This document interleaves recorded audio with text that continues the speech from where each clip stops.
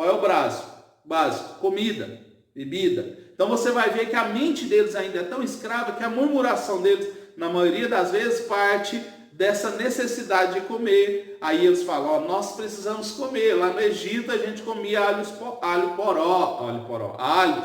né? Poró eu gourmetizei aqui, né?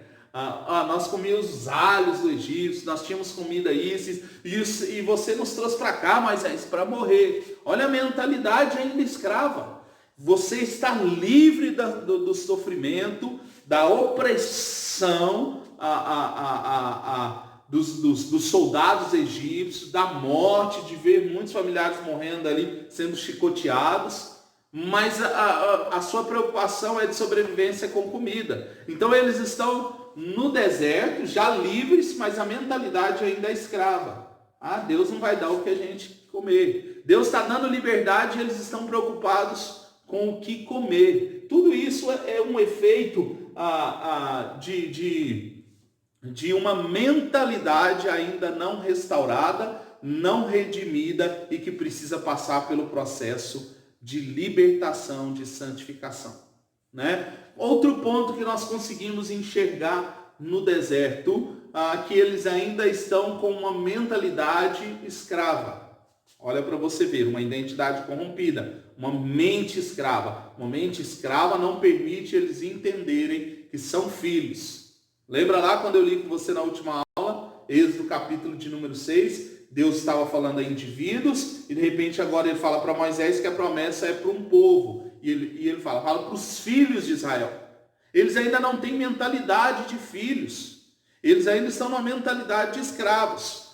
Qual é uma influência, uma mentalidade que eles carregam do Egito? Outro ponto que eles carregam do Egito. Uma mentalidade idólatra. Sim? Você lembra lá que Moisés está no monte, tendo um momento de decisivo com Deus sobre as leis. Deus está fazendo todo um processo ali pensando no povo. De repente Deus fala assim, Moisés, vai e desce, porque o povo já se corrompeu. E aí qual que era a forma que eles tinham corrompido? Olha para você ver que a mente ainda era muito arraigada. A de Moisés já não era tanto assim por dois fatos. Primeiro, porque ele foi criado no Egito não como um escravo, e sim como alguém da realeza, né? Neto, entre aspas, de Faraó. Segundo, Moisés já tinha saído por um bom tempo do Egito.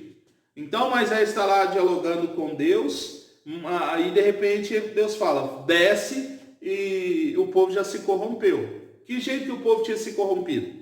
O povo tinha feito um bezerro de ouro, lembra da história? Que jeito que eles fizeram o bezerro de ouro? Eles foram em Arão e falam assim, Arão, Moisés já sumiu, deixou a gente na mão. A mentalidade de senhorio, de ter que ter alguém em cima, eles são livres, mas agora ainda estão na mentalidade, olhando para Moisés como se dependesse a todo momento. Moisés é o líder, mas está resolvendo uma questão com Deus. E aí eles falam para Arão também com a mentalidade ainda um pouco escrava. Então falaram, então vamos resolver isso. Todo mundo traz o ouro que eu vou arrumar um bezerro aqui, vamos arrumar um ídolo para a gente se prostrar. Então essa mentalidade ainda é uma mentalidade corrompida, influenciada pelo Egito, porque no Egito é um lugar cheio dos muitos deuses, dos deuses Nimrod, do deus do sol, da deusa da fertilidade, dos vários cultos demoníacos, né? Ali pelos falsos deuses. Então eles falam, a gente não está vendo Deus, porque a figura representativa desse Deus que nós estamos seguindo agora é Moisés não está aqui, então vamos fazer um bezerro de ouro. A mentalidade ainda do Egito, da influência dos falsos deuses, ok? Deus fala para Moisés, quando vai tirar o povo de lá, para falar para Arão, e Arão falar para Faraó, o que é? Deixa o meu povo ir para me adorar. O povo ainda não entende que Deus é o único Deus que deve ser adorado. Então, se nós não estamos visivelmente tendo Deus aqui na pessoa de Moisés, a gente precisa de uma referência. Qual é a nossa referência? A forma que o Egito agia. Então, vamos fazer um bezerro de ouro e agora a gente se prostra diante dele. E Arão, que está ali como líder, ainda também tem essa mesma mentalidade.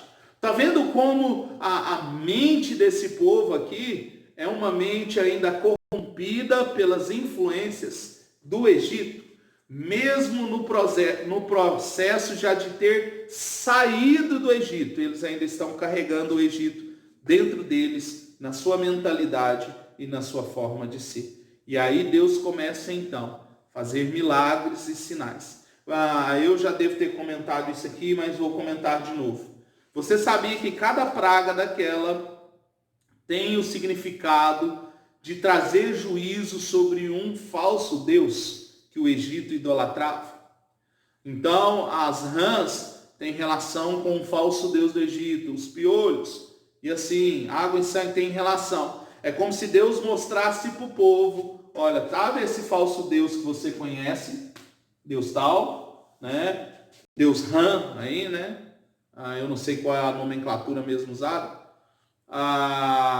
Eu estou trazendo juízo sobre eles, por isso essa praga, para mostrar que eu sou soberano.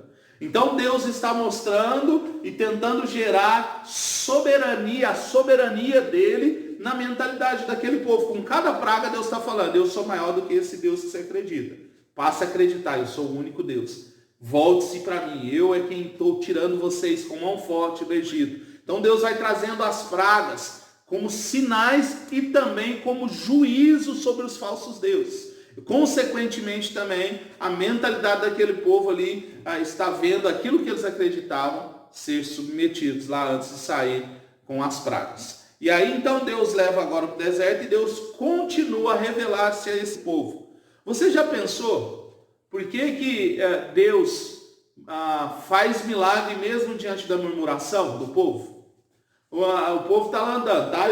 Aqui nós estamos passando por vários capítulos bíblicos. Eu estou indo e voltando e estou contextualizando para que a gente entenda que a mentalidade desse povo precisava ser transformada, né? Precisava de uma metanoia, uma transformação de mente. E isso é parte do processo de santificação, de Deus separando um povo para ele, seja lá no Antigo Testamento e seja aqui em nós enquanto igreja. Você já pensou por que o povo murmura e fala, a gente quer codorniz, Deus dá codorniz.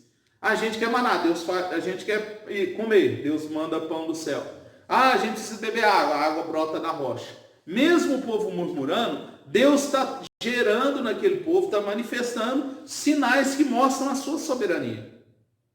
Entende? É a misericórdia, o favor de Deus, mesmo assim ainda separando um povo para ele, porque Deus é bom, mesmo quando a gente não é o que deveria ser. Deus é bom, a misericórdia de Deus alcançou aquele povo e nos alcançou, ok? Então nós aqui chegamos contextualizando porque um dos pontos que era necessário que esse povo passasse pelo processo do deserto, santificação. E a santificação passa pela transformação da mente. O termo metanoia, mudança de mente, né? João 8,36 vai dizer, conhecereis a verdade e a verdade vos libertará. Não era só o fato, não é só o fato daquele povo sair de dentro da terra do Egito é que libertaria. Eles precisavam ter a mente transformada, né? Pelo Deus Todo-Poderoso. E assim é conosco. Aqui eu chego no ponto que eu quero tratar conosco enquanto igreja. O processo de santificação precisa acontecer nas nossas vidas. E o processo de santificação alcança a nossa mentalidade, a metanoia, mudança de mente.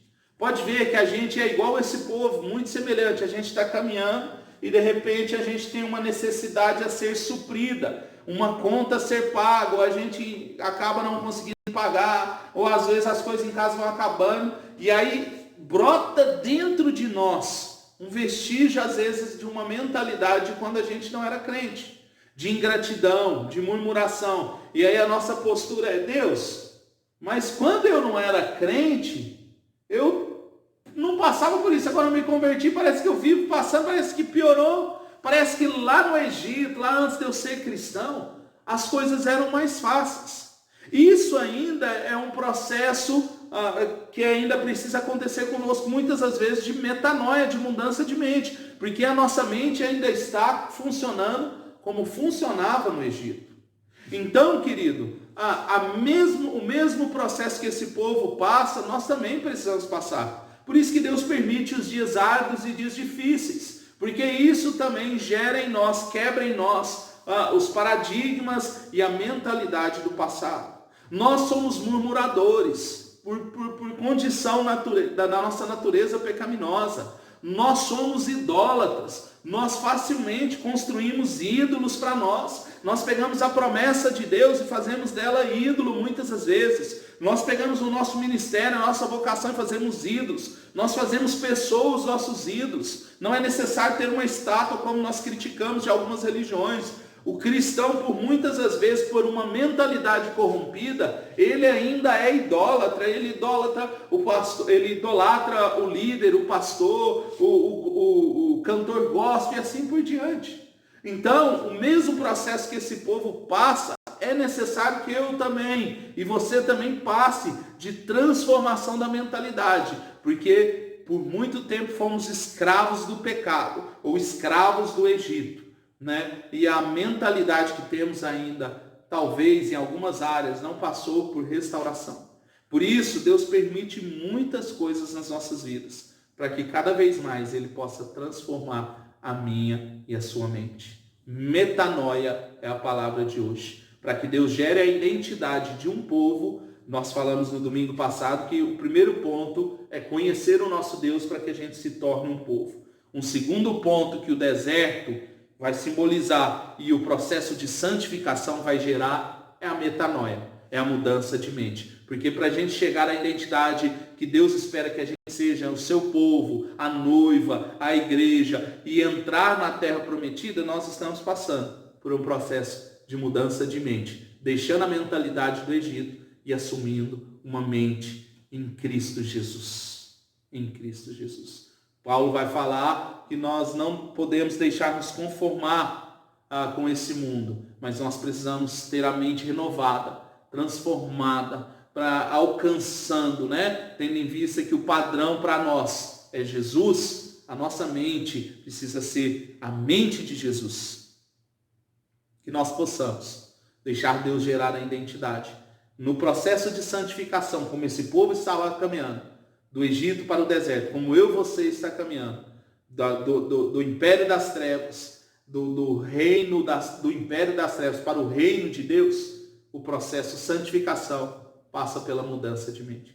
Que eu e você, dia após dia, possamos ter uma mente transformada, uma metanoia, sendo que o Espírito de Deus é quem fará isso em nós. Amém? Vamos orar? Pai, nós queremos te dar graça e te bendizer. Pedir que o Senhor nos ajude nesse processo necessário para que eu e os meus irmãos possamos ser cada vez mais o seu povo, cada vez mais caminhar para a promessa do Senhor. Nós queremos sim ter a nossa mentalidade transformada e a nossa identidade restaurada. Vem sobre nós, Espírito Santo, porque nós dependemos do Senhor. Que Deus te abençoe. Nós ainda vamos estudando o povo da promessa e eu espero que tenha sido e esteja sendo uma bênção a esse tempo de estudo. Que Deus te abençoe e até mais tarde, às 19 horas, para o nosso culto de celebração. Deus te abençoe no nome de Jesus.